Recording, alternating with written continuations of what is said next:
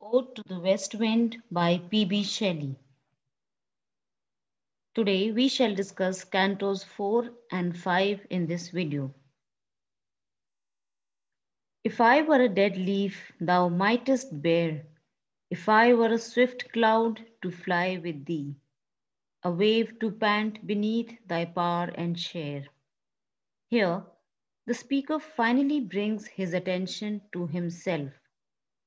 He imagines that he was a dead leaf which the wind might carry away, or a cloud which the wind might blow. He thinks about what it would be like to be a wave at the mercy of the power of the wind. The impulse of thy strength, only less free than thou, O uncontrollable, if even I were as in my boyhood and could be. The speaker stands in awe of the wondrous strength of the wind. It seems to act on impulse, and its strength is uncontrollable. He then mentions his own childhood, the comrade of thy wanderings over heaven. As then, when to outstrip thy sky's speed scarce seemed a vision, I would never have striven. Here, the speaker seems to wonder whether the wind has gotten stronger since his childhood or whether he has simply become weaker.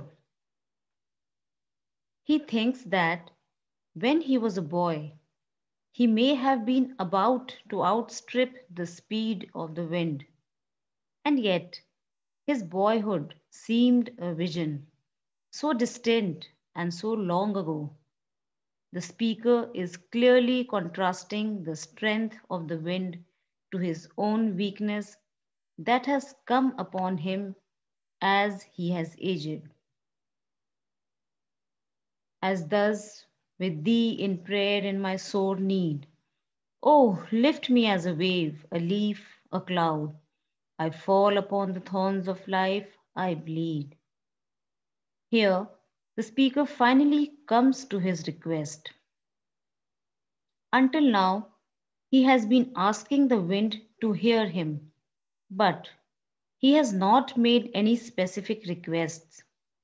Now he compares himself to a man in prayer in his sore need, and he begs the wind to lift him as a wave, a leaf, a cloud.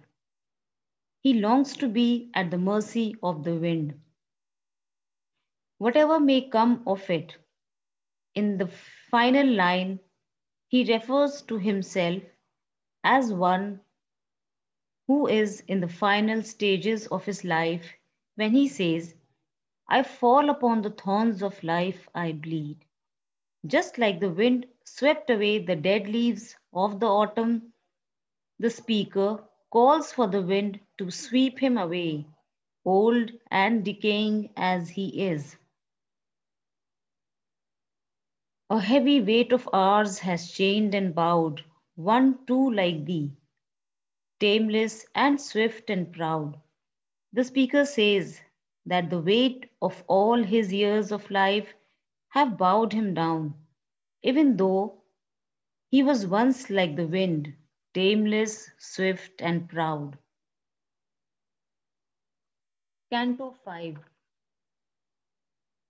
Make me thy lyre, even as the forest is. What if my leaves are falling like its own, the tumult of thy mighty harmonies? Again, the speaker begs the wind to make him be at its mercy. He wants to be like a lyre or harp played by the wind. He wants to be like the dead leaves which fall to the ground when the wind blows. Will take from both a deep autumnal tone. Sweet though in sadness be thou spirit fierce, my spirit be thou me impetuous one. In this stanza, The speaker asks the wind to come into him and make him alive. This is yet another reference to the wind as a sort of god. In some religions, particularly the Christian religion, there is the belief that to have a new life, one must receive the Holy Spirit into his bodily being. This is precisely what the speaker is asking the wind to do him. He realizes that for this to happen, his old self would be swept away. That is why he describes this as sweet though in sadness. But he asks the spirit of the wind to be his own spirit and to be one with him. Drive my dead thoughts over the universe like withered leaves to quicken a new birth. And by the incantation of this verse, the speaker asks the wind to drive his dead thoughts over the universe, so that even as he dies, others might take his thoughts and his ideas and give him new birth. He thinks that perhaps this might even happen with the very words he is speaking now. Scatter as from an unextinguished hearth, ashes and sparks, my words among mankind, be through my lips to unawakened earth. The speaker asks the wind to scatter his thoughts as ashes and sparks, that his words might kindle a fire among mankind and perhaps awaken the sleeping earth.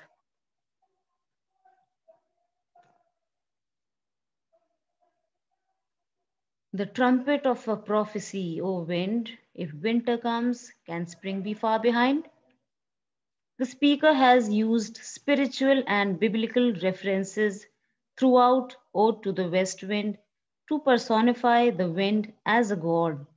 But here he makes it a little more specific when he says the trumpet of prophecy. He is specifically referring to the end of the world as the Bible describes it. When the trumpet of prophecy is blown, Christ is believed to return to earth to judge the inhabitants. The speaker asks the wind to blow that trumpet because of the speaker's tone throughout Ode to the West Wind. It would make sense if this was the speaker's own personal trumpet, marking the end of his life.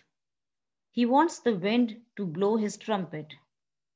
With the last two lines of the Ode to the West Wind, the speaker reveals why he has begged the wind to take him away in death.